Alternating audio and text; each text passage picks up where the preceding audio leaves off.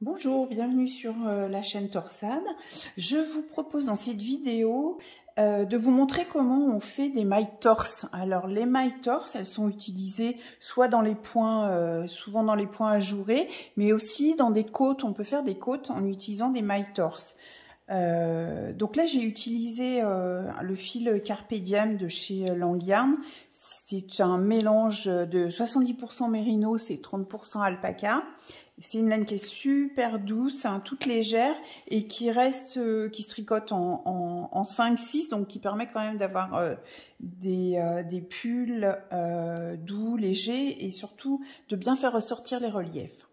Alors revenons à nos mailles torse. Qu'est-ce que c'est qu'une maille torse? Une maille torse, c'est une maille que l'on va tricoter, par exemple si on parle d'une maille en droit torse, on va la tricoter en la tordant, comme son nom l'indique. On va faire à notre maille quasiment un demi-tour. Vous voyez les mailles, là j'ai enlevé les aiguilles pour qu'on voit bien. La maille en droit, elle se présente comme ça, bien à plat. Et là, au lieu de la tricoter normalement, on va la tricoter, pouf, en lui faisant faire un demi-tour. Alors évidemment, on ne va pas enlever les mailles, les retourner. Je vais vous montrer comment on fait ça sur le tricot. Et surtout, je vais vous montrer le résultat. C'est quoi l'intérêt quel est l'intérêt de faire des mailles torse? Et ben, vous allez le voir tout de suite. Vous voyez là, j'ai fait sur ce petit échantillon des côtes 1-1, donc une maille en vert, une maille en droit classique.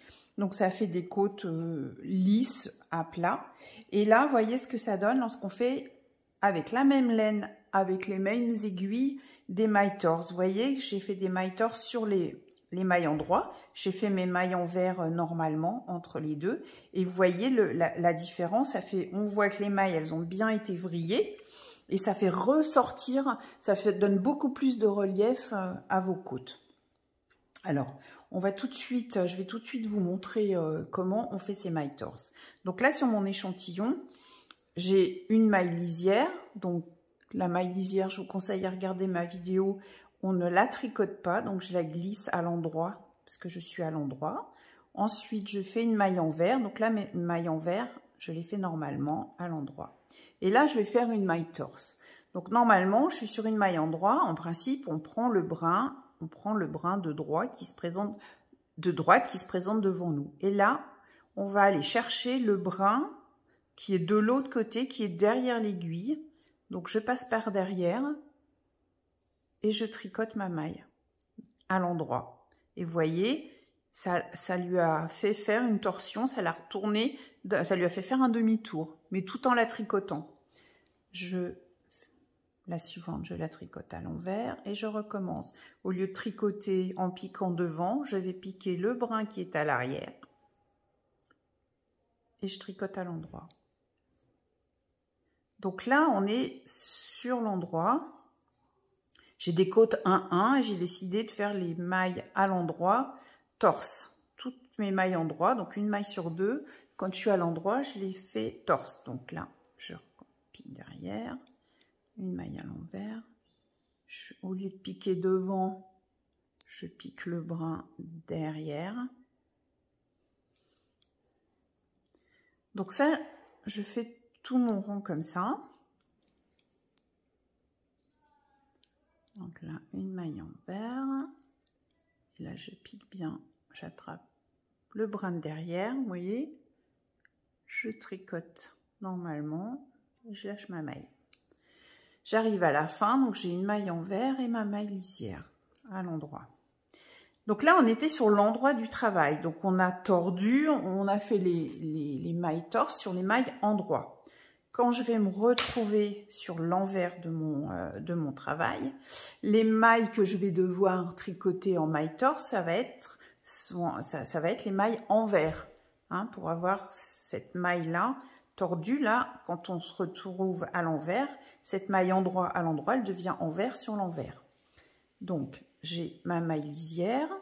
Donc, la maille lisière, c'est une maille en droit sur l'endroit. Donc, quand je suis à l'envers, je la prends à l'envers sans la tricoter.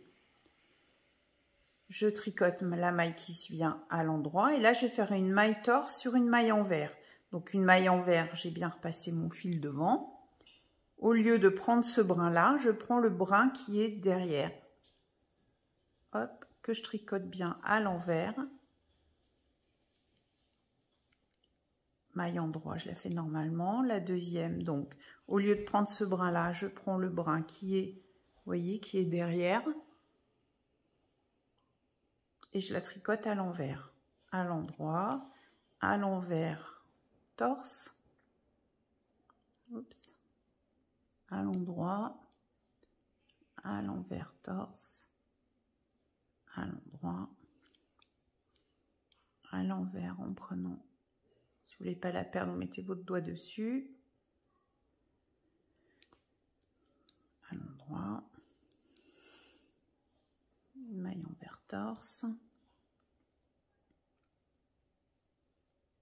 Une maille en droit.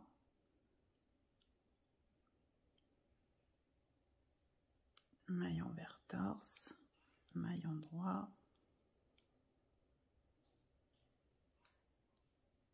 Voilà, une maille en droit et ma maille lisière. Donc comme je suis à l'envers, je la fais bien à l'envers. Voilà.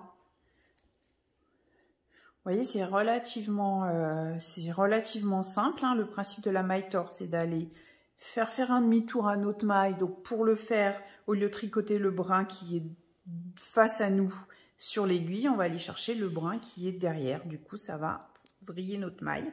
Et voyez ce que ça donne. Ça fait un joli relief sur les côtes. Ça fait des côtes vraiment beaucoup plus structurées que des côtes classiques 1-1. Alors, je vous montre un exemple dans un modèle. C'est un modèle... alors, ces côtes torse, elles sont utilisées dans un modèle de chez Lang. C'est le modèle 55 qui se tricote en fil en Regina. Et vous voyez, il y a une grosse partie... donc, c'est dans le catalogue 272. Le dernier catalogue hiver, et vous voyez les côtes, donc là c'est en noir, on voit c'est un petit peu moins visible, mais on voit bien que les côtes elles sont bien structurées, ça donne du relief aux côtes. Là il y avait une grosse hauteur de côte torse et aussi sur le bord des manches.